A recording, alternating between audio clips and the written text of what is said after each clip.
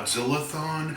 Today, we're making our way out of the Dark Ages with 1973's Godzilla vs. Megalon. Interesting plot with this one. There's people that live under the surface of the Earth that are part of the lost continent of Mu, and nuclear tests are wiping out their people. So, what do? They decide to send a giant monster to wipe out humanity. When I think it would just be as easy to, I don't know, make yourselves known, say, hello, we're down here, your tests are killing us. But no, they skip right to genocide. We follow a main character who has a son and a friend. He's building this robot named Jet Jaguar after an earthquake where a lake is drained that Megalon will later pop out of. They go back home, they're attacked, and while cleaning up they find this red powder which is tested and goes back to Easter Island. And he has this robot he's working on named Jet Jaguar, which, interestingly enough, Jet Jaguar was actually designed by a kid. There was a contest TOHO had to design a character for the next Godzilla movie. Or not the next Godzilla, just to design a character. I think Jet was supposed to get his own movie originally, but they folded him into Godzilla. This is something similar would happen several years down the line when Godzilla vs. Biollante came out, and that concept or that script was also a fan contest. They finish Jet Jaguar, get attacked, and the people from Mu want to use Jet Jaguar to control Megalon, who is easily the single stupidest stupidest enemy Godzilla has ever fought. Megalon, he's a complete moron. So, the father and his son, they get thrown in a shipping container and they're going to get dumped in a lake. While this is going on, the other guy manages to break free, fight his way off with the other villains, and then there's a car chase, and they go through a construction site, and you have one of the guys who's on a motorcycle. He crashes, grabs this rope, and pours what's supposed to be cement all over him, but it looks like paint.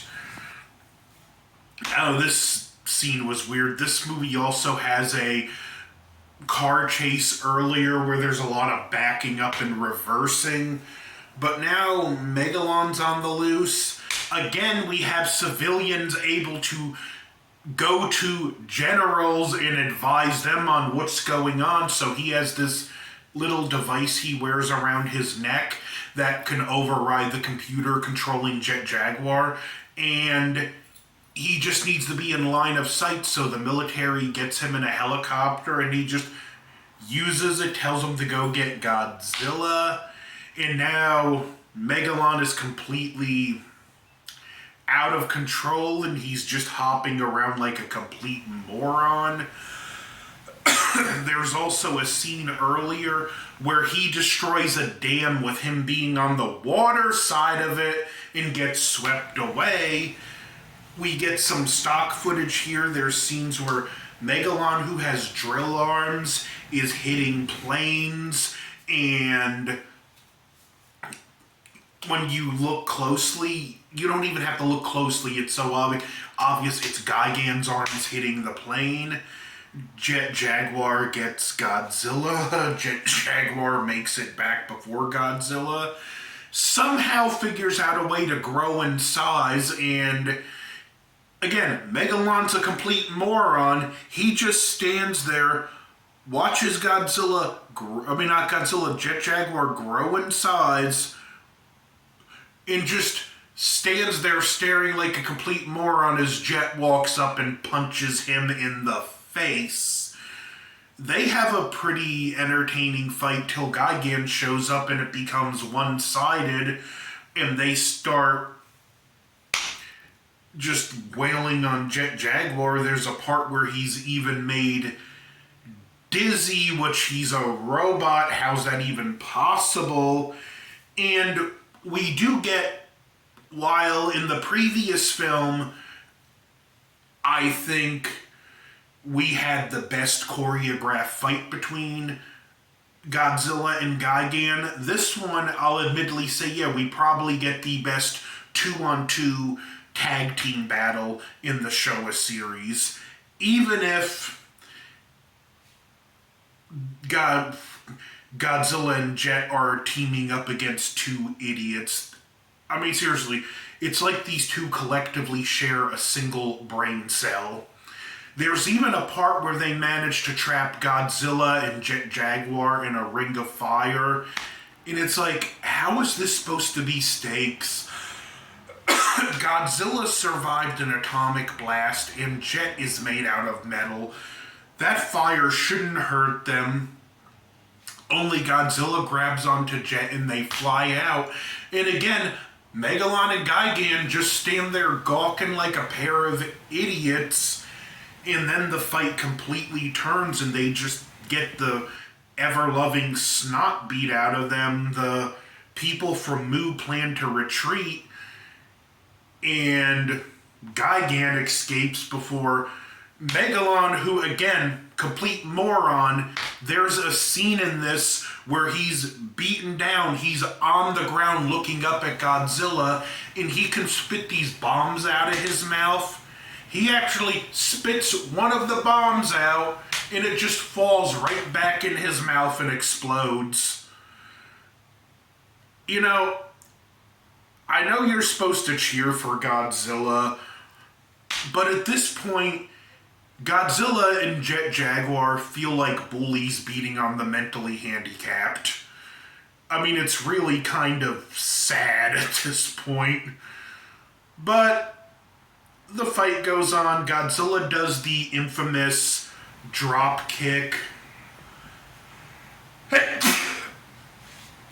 And before that, Gigan gets his arm broken by Jet and thrown up in the air and hit with Godzilla's heat ray. And he flies off, never to be seen again. Megalon flies off, lands in a crater, and gets buried in rocks, never to be seen again. Godzilla and Jet go their separate ways, and Jet walks off into the sunset, never to be seen again. Now, this, I don't know the names of the actors, but this is after the layoffs, and this was the first one where Nakajima was not playing Godzilla, and it does show, while this Godzilla actor isn't bad, he lacks that factor that Nakajima had. Megalon's great suit actor does a great job. Jet's is fantastic, and I'm not sure who's Gigan, but it was another great performance for that creature. The human cast for this is kind of, they're just there. They're far from the best I've seen in the series, and they're nowhere near the worst either. This film, it does have its problems. I still enjoy it. We're out of the Dark Ages, which I'm thrilled. If you've ever marathoned the Godzilla films, even if you like some of the films in the Dark Ages, when you get to All Monsters Attack to this film, this part can feel like a slog to get through. Even as much as I space these reviews out, and I do like Gigan and Megalon, I was dreading getting through this portion of the series, and it's over now. So next is Godzilla vs. Mechagodzilla, and I'm on par right now, so I should be able to hit my target of being out of the Showa series by June. And then to my favorite, the Heisei series. So I will be doing The Return of Godzilla, the American re-edit Godzilla 1985. Then I will get to Biollante, King Ghidorah, Mothra, Mechagodzilla 2, Space Godzilla, Destroya. And yeah, I'm even going to do the 98 film. Another one I'm not exactly looking forward to rewatching, but it'll be fun to discuss. So, The Return of Godzillathon marches on. Don't forget to like, share, comment, subscribe. Over and out.